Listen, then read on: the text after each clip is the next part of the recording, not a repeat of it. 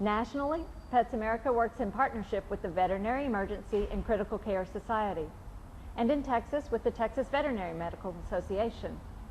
Together, we've developed new guidelines for pet CPR and for pet first aid. Let's talk a little bit more now about pet CPR.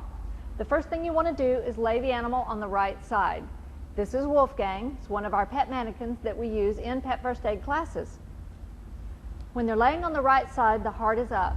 And if you bring the left elbow back to the chest, like this, you'll locate the heart. That's one of the pulse points. So the first thing you want to be able to do is to locate the pulse. Now, this is not necessarily the easiest place, especially on a larger or even obese animal. So another place would be right up here on the wrist. If you run your fingers right up under that front dew claw pad, you can usually feel a pulse right there. Same place on a back foot, on that wrist equivalent area, or on the femoral artery. Now when you do this, run your fingers down to about the knee, and then roll your hand around on the inside thigh. That way you can locate the femoral artery. All right, once you know how to locate the pulse, then you want to start CPR if you need to do that. If you've got an animal that is not breathing and does not have a pulse, go ahead and start CPR. First thing you do is give about 4 quick breaths. So I'm going to bring my head down to the snout. You want to have the head in line, and tilt the head back a little bit to open the airway. Run your hand up here to close that lower jaw. Thumb across the top of the nose and hold the mouth shut. Now, on a small animal or a small dog or cat, your mouth is going to naturally seal over the mouth and nose. In this case, I'm going to bring my mouth down to the nose. Okay? I'm going to take a full breath, and then if you kind of watch right here, you'll see the chest rise.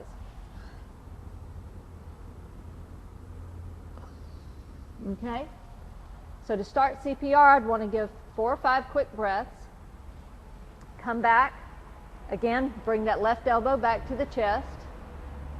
Locate the heart.